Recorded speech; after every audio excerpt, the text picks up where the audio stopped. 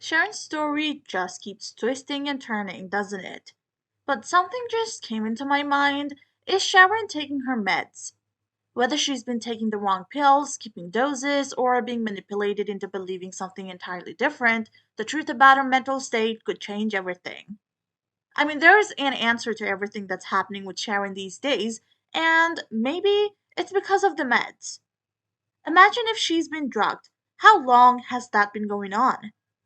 And who's pulling the strings? The connection to Cameron raises even more questions considering how much time she spent around him. Could he be a bigger part of this than we've been led to believe? It's starting to look like her meds might hold a key to her freedom. But what if Sharon was covering her tracks during moments of clarity?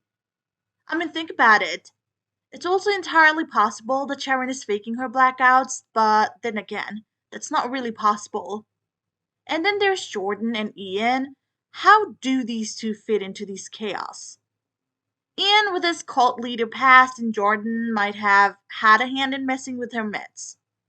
How? I don't know. How come all of a sudden they are tied to Sharon's case? It doesn't even make sense, right? Regardless, could they have tampered with the prescription somehow, or is there another angle?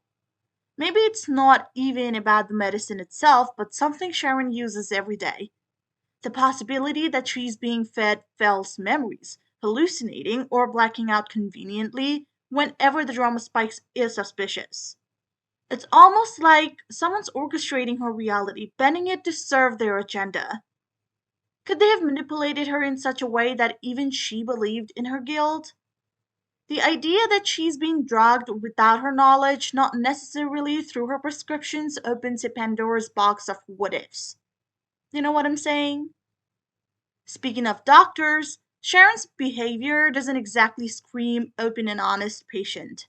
Was she skipping appointments or withholding key details like her blackouts and hallucinations? If her doctor knew half of what was going on, wouldn't they have intervened?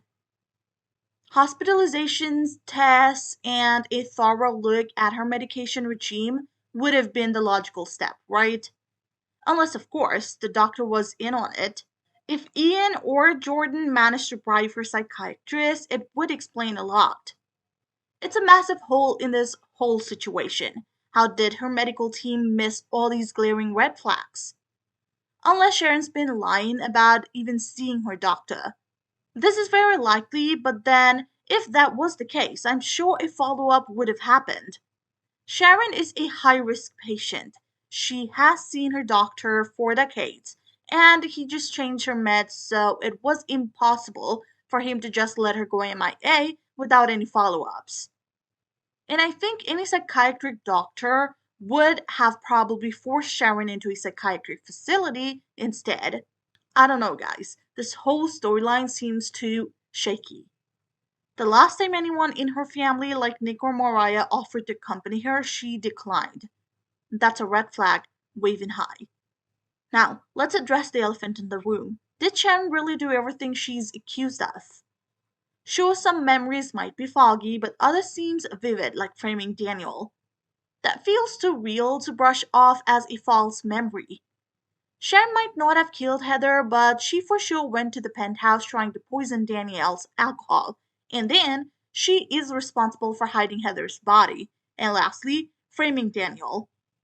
Murder's not the only crime here, you know. But surely, this will all go in psych defense, which means she'll pay the price, but only for a while at Fairview, which honestly, I think she's getting off way too easy. Anyway, the whole bridge incident, could that have been planted in her mind to mess with her? It's wild to think how far someone might go to manipulate her perception of reality. Whether it's in jail, at home, or somewhere in between, there's a chance her meds, or something else, have been tampered with. The idea that someone could alter her mind is so deeply chilling. She did mention that she was getting her meds switched, and that's why the adjusting period had her all irritated. So it seems like whatever is happening with her is because of those meds. And even Nick knows it. He was the first to notice her change in behavior, and he was the first to ask her to see her doctor again about it. So maybe he'll put two and two together. But if her meds have been tampered with, would the doctor risk their whole life just for some money? I'm pretty sure what Ian and Jordan could have offered him was not even as close to what he would gain as a psychiatrist all his life. At the end of the day, this mess needs one heck of an explanation. Sharon's refusal to involve her family, her questionable contact with her doctor, and the possibility of tampered meds all create a tangled web of intrigue. If the writers want this to make sense, they've got to tie up some loose ends. Whether Sharon's innocent or guilty, one thing's clear. Someone's been playing a long game. And Sharon might not be the only pawn on the board. Let's see if the truth can rise above all the manipulation. Sharon's confession about Heather's death is layered with complexities that make the story both thrilling and puzzling. Sharon has claimed responsibility for killing Heather, but given her history of blackouts and manipulation, it's unclear if she's even guilty. The plot thickens with the involvement of Jordan and Ian, whose motivations seem tangled in a larger scheme. Ian and Jordan, with their shady past, might be orchestrating Sharon's downfall, but their connection to Heather's murder remains tenuous, raising questions about their true intentions and whether Heather's death was part of a broader plan. The real mystery is Sharon's memory lapses, which often coincide with significant events. Could these blackouts be induced by external manipulation, perhaps through drugs or other means?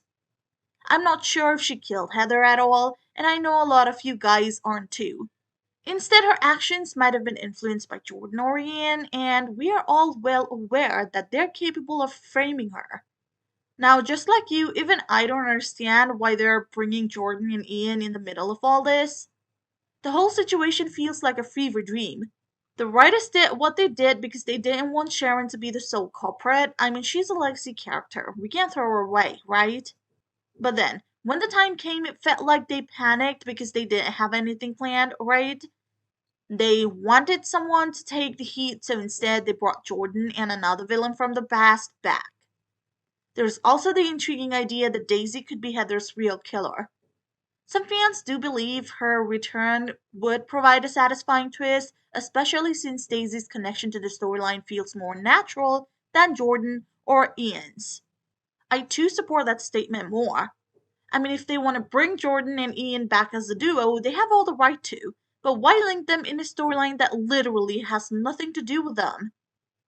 The focus on Sharon's mental state and her perceived guilt has overshadowed other potential culprits. I'm wondering at this point if the writers are intentionally misdirecting us. Adding to the drama, Phyllis was determined to expose Sharon, setting traps to uncover the truth. And now, she's in a coma. Meanwhile, Sharon's confession about running Phyllis off the road and other crimes only complicates her situation further. As legal experts like Michael get involved, the question of Sharon's culpability becomes more pressing.